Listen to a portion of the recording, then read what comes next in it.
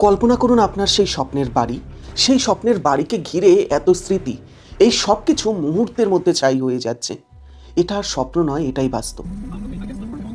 This is, oh my God, what, I've never, look at this, the uncomprehensible. আমেরিকার সবচেয়ে ধনী California রাজ্য, সেখানকার বিখ্যাত হলিউড হিলস এবং সেখানকার সবচেয়ে পর্ষে এলাকা, সেই এলাকা 2025-এর 7ই জানুয়ারিতে পুড়ে দগ্ধ হয়ে যায়। 7ই জানুয়ারির সকালে ক্যালিফোর্নিয়ার এই পাহাড়ে লাগে এক ভয়ানক দাবানল।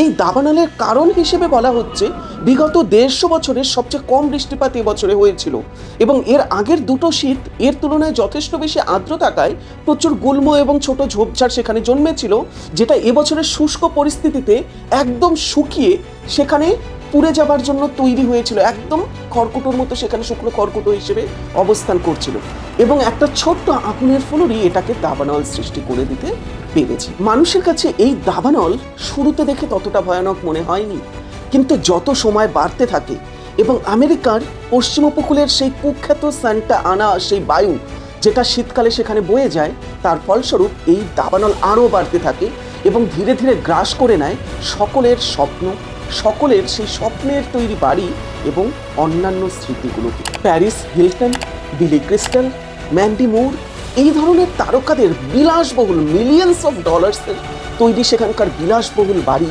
নিমেষে ধূলিসাৎ হয়ে যায়, নিমেষে পুড়ে ছারখার হয়ে যায় এবং তার সাথে সেখানে 1,60,000-এর মতো মানুষ সেখান থেকে বিতাড়িত হয়, সেখান থেকে পালিয়ে যেতে বাধ্য হয়।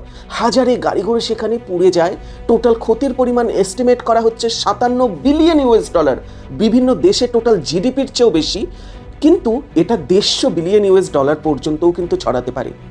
এই আগুনকে নেভানো যেন সম্ভবই হয়ে উঠছে না, সে বায়ুর কারণে বলো কিংবা পরিবেশের রোষের কারণে বলো, কিন্তু এই আগুন যেন একটা র্যাম্পেজে আছে, সে চারিদিকে ছড়িয়ে যাচ্ছে, দাউ দাউ করে সমস্ত কিছু ধরিয়ে দিচ্ছে এবং সাথে আমাদেরকে এক সতর্ক বার্তা দিচ্ছে, থেমে যাও, নয়তো এভাবেই গোটা বিশ্ব পুড়ে ছারখার হবে তোমাদের এই লালসার কারণে।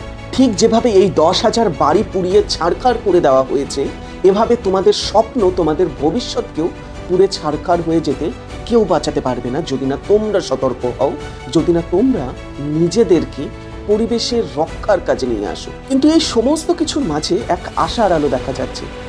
ঠিক এই হলিউড হিলস যেই কারণে বিখ্যাত, সেই হলিউডের সাইন সেটা কিন্তু অক্ষত আছে, সেটার খুব একটা ক্ষতি হয়নি। অক্ষত হলিউড সাইন যেন প্রকৃতির তরফ থেকে আমাদের কাছে এক বার্তা যে না, আমি চাইলে তোমাদের রক্ষা করতে পারি, তাই এখনই সতর্ক হয়ে যাও।